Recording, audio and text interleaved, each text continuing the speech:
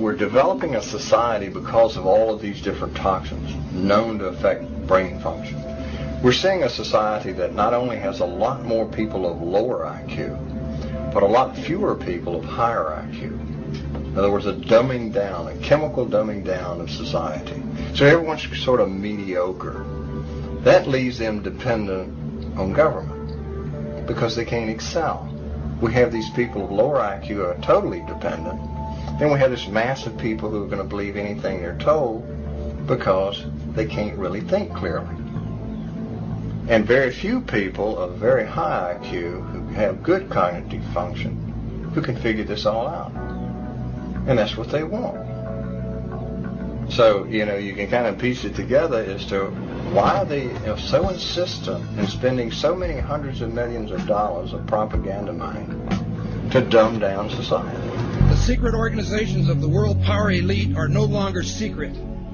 They have planned and are now leading us into a one-world communist government.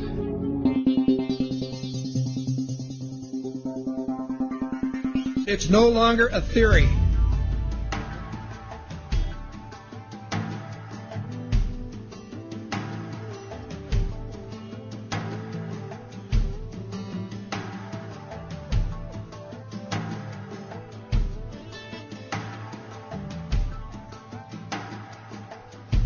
The German philosopher Johann von Goethe once said, "There are none more hopelessly enslaved than those who falsely believe that they are free."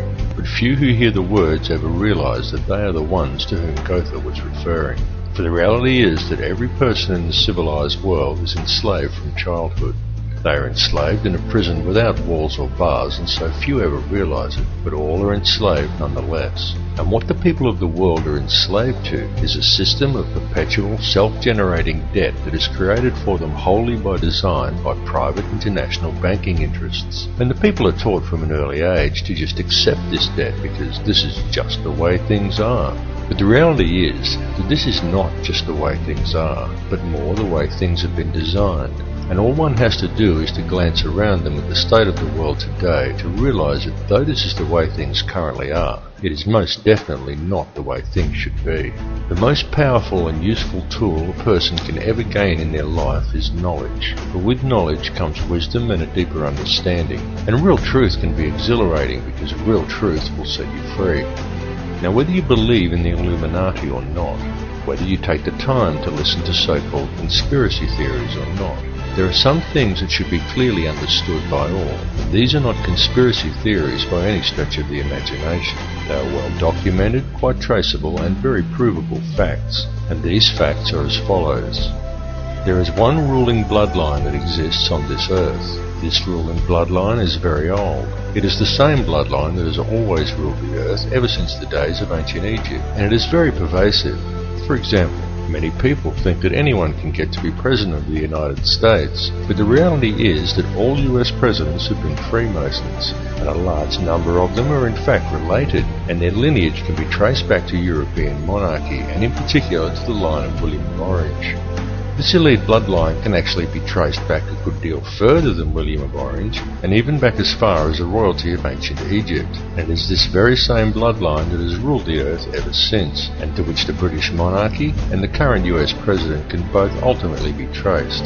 Many people may be surprised to learn that US President George W. Bush is in fact the 13th cousin of Queen Elizabeth II, the current British monarch. Reverence for the royal bloodline and worship of Amun-Ra is still carried out in the world today, though it is veiled and secretive, but the symbolism remains true, as always, hidden in plain view. Adherence to such traditions is why each of the three city-states of London, Vatican and the District of Columbia all have their own obelisks. The London obelisk is also accompanied by two sphinx wrought in the image of Tutmosis, indicating that it is in London that the royal bloodline actually resides. The fact that out of all the pharaohs to choose from, the London Sphinx depicts Tutmosis is actually very telling indeed for a number of reasons, but that is another tale. The British monarchy is steeped in ancient traditions and symbolism, and they do not attempt to hide these connections. They just don't mention them or answer questions about them.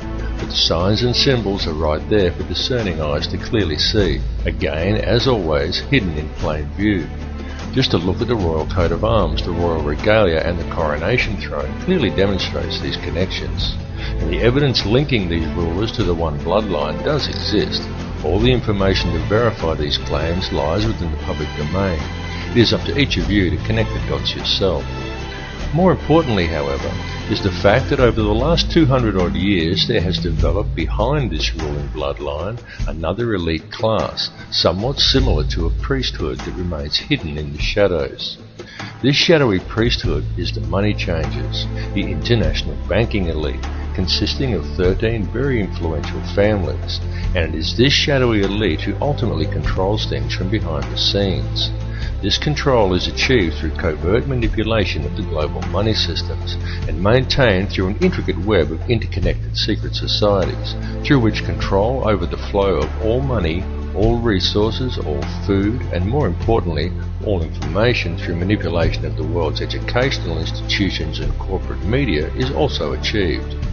Many of these smaller secret societies are completely oblivious to the existence of the others, but all lead back to a round table of just 6 and ultimately to one at the very top that is populated by virtually a handful of individuals. It is this handful of very powerful men that controls all the other societies, and through them the heartbeat of the entire world. The society that sits at the very top was founded on Knights Templar traditions in Bavaria in 1776 by a man called Adam Weishaupt, and this is the Order of the Illuminati. The man who commissioned Weishaupt for the task was Mayor Amschel Rothschild, and it was done in order to carry out a plan conceived by Rothschild and the heads of 12 other families at a secret meeting that took place in 1773. These families included the Warburgs, the Schiffs, and the Oppenheimers. The Illuminati has since become the most powerful society in the world, and in the last 230 years it has been instrumental in helping the Rothschild family accumulate over 1/2 of the world's total wealth, at the cost of quite literally millions of innocent lives. The hoarded wealth of this one family alone could comfortably feed, clothe, and house every man, every woman, and every child on Earth. And this is just one of the 13 Illuminati families.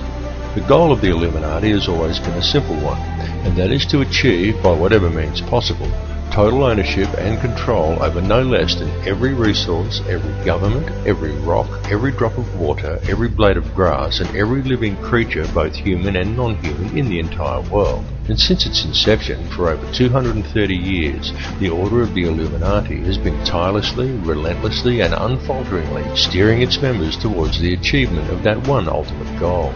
Through secrecy, they have so far been extremely successful in their endeavours. In fact, so much so that we are right now living in the time when they intend to see this long-spanned work come to fruition. The situation we are witnessing in the world right now is in fact the final endgame of the Illuminati. This is their big grab for ultimate power and mass depopulation. Some people claim that the Illuminati is a myth, and what is really to blame are organisations such as Zionism, but I assure you that this is not the case. It goes far deeper than Zionism, and such people have simply limited the scope of their vision. They have locked onto an answer that supports their beliefs and have refused to delve any deeper. They are not seeing the bigger picture. Greek philosopher Socrates once said that true wisdom is knowing how little we actually know, and he was absolutely correct. And this is why it is important to keep an open mind and allow your beliefs to be flexible enough to change as new knowledge is acquired. And it is important to listen to all the information and not to just that which reinforces your beliefs, because this conspiracy goes very deep, and Zionism and the Jewish influence over the money system is merely one layer of it. It goes still deeper even than the Illuminati. Those who we know as the Illuminati are merely the shadowy controllers. The plan that is unfolding in the world today is indeed an old one, and it is a plan that is very complex, but not so with the system of control that is in place to blind the people to its existence. This system of control just appears to be complex, but in reality it isn't. In reality, it's very simple, and it's very fragile. However, it is its apparent complexity that has kept it so well veiled, and it has also been kept very well hidden by constructing a conspiracy culture to breed around it, and by then promoting an air of endless ridicule towards such concepts. Indeed, the creation and proliferation of such a culture and promotion of constant ridicule towards it has been one of the Illuminati's most valuable assets in obscuring the reality of the society's existence. The entire Illuminati system is today operated by the Crown, And what is the Crown exactly? Well, contrary to popular belief, the Crown does not refer to the royal family or to the British monarchy, but to the inner city of London, which in actual fact is a privately owned corporation that functions as a completely separate sovereign state outside the jurisdiction of England, the same as its two sister city-states of Vatican and Washington's District of Columbia, all of which combine to form the empire of the three cities. Most people are completely unaware that when they swear allegiance to the Crown, they are actually swearing allegiance to this private corporate empire owned by the 13 Illuminati families. These are the very same private individuals who also indirectly own and operate the World Bank. And what does the World Bank do exactly? Well, apart from other things like control global oil prices, it lends money to whole countries by supplying each country's Federal Reserve Bank, and then it collects interest on these loans, which is paid by taxing the labour of the peoples of each country. Now let me just run that by you again so you clearly understand how this works. If you live in a country that has a Federal Reserve Bank, then the World Bank, a privately run company that is able to legally create money from thin air, is who supplies your country with money at interest. And you, as the individual, is required to pay a tax on your labour to pay off the interest on the government's loan from this private bank.